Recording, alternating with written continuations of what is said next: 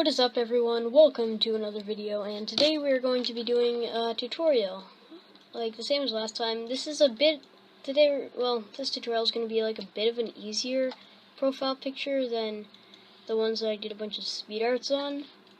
Okay, so it's going to be one of these that are pretty easy to do and only take about 10 minutes, and I might do a tutorial on one of these if people want it, but yeah.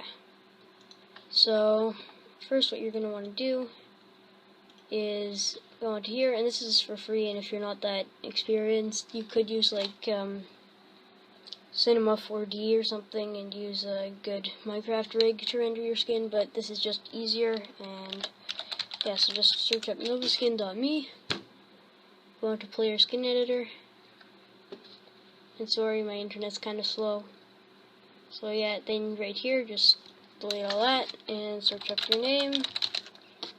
There you go, just click that. Now you have this, go to pose. You can click this button right here. I don't know if you can see my mouse, but it's the one that's turning green gray. So if it's green, then you can just like drag your stuff around, but I'd suggest bending it, like with, where is it, bending rotations and stuff, yeah, like that. So you can, well, that's not good, but I'm just like showing you, you can bend it and stuff. So yeah, pretty much just get your skin ready, click photo, and then save your image. So that's pretty much what you have to do. So I'll be back when I've done it. Okay guys, so now I'm done making this. Well, I didn't actually make it, I just used one that I had before because I'm lazy like that.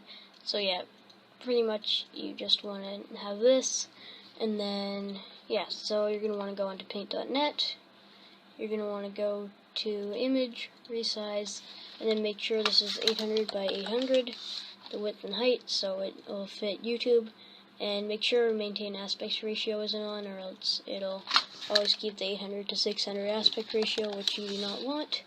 Alright, now you can just create a new layer. You can delete this one. Now go onto your image, just copy, and Control V to paste. Okay, let's just get this. Okay, if yours is anything like mine, you have like some things that you might want to pop out, so just for people who have that, you're going to want to select it with this tool. You can change the tolerance to make sure it selects it all, or if it is just like a perfect square or something, you can just use a tool to select it like that. So yeah, with those, what you're going to want to do is just select them. Actually, let's just, there we go. That's selected about good. Maybe just delete this a little bit right here. Okay, so now you have that new layer. Go into this one again, Control C to copy, and Control V to paste. Then you can just make that a little bit bigger so it looks like it's popping out. Or it would be good if you made it like, or it would look good if you made it go a bit out or something. Yeah, just make it look kind of nice. Let's just delete this a little bit. There, now you have that. I'm just gonna copy this, so Control C, and then Control V, and then put it on the other side if it's symmetrical. It'll get a bit bigger.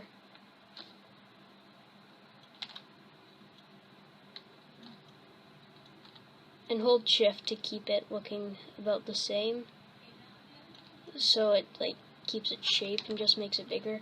If not, it can get all wonky, so you don't want that. One second, let's just make this a little bit smaller. Maybe rotate it a bit. There we go. Now with this layer, you can go to Effects, Photo, and then you guys will not have all of these plugins, but I don't think I'm going to use any of this time, so if I do, then they'll be in the description. So yeah, glow. I think that looks about good. Okay, and you can just mess around with these. settings. Glow does make it look a bit better, I think. And I'm just going to do the same with my kind of nose. I don't even know what this is. It's a nose. It's a strange nose though. Alright, now I can just Control C to copy, and new layer, Control V. Might make that a little bit bigger. I won't hold shift this time, just make it a bit taller. Okay, Control D to deselect it. And now with this, you are just going to want to do the same thing. So, photo, and glow. There we go. That doesn't look too bad. And if you have like these little glitches in it, you can just like go back onto that layer and select a color like right beside it. Select that one with that color selector tool. Is it gonna... Okay. Yeah, I'll just select a color and select where I want, and then paintbrush, go into more, make sure you're on the color you want, and then change the opacity down. Then you can just color that in to fit. Okay, that doesn't look too bad. Okay, now that you have that, what you're going to want to do is just keep on this layer. You can add a couple effects to it, like soften portrait if you want.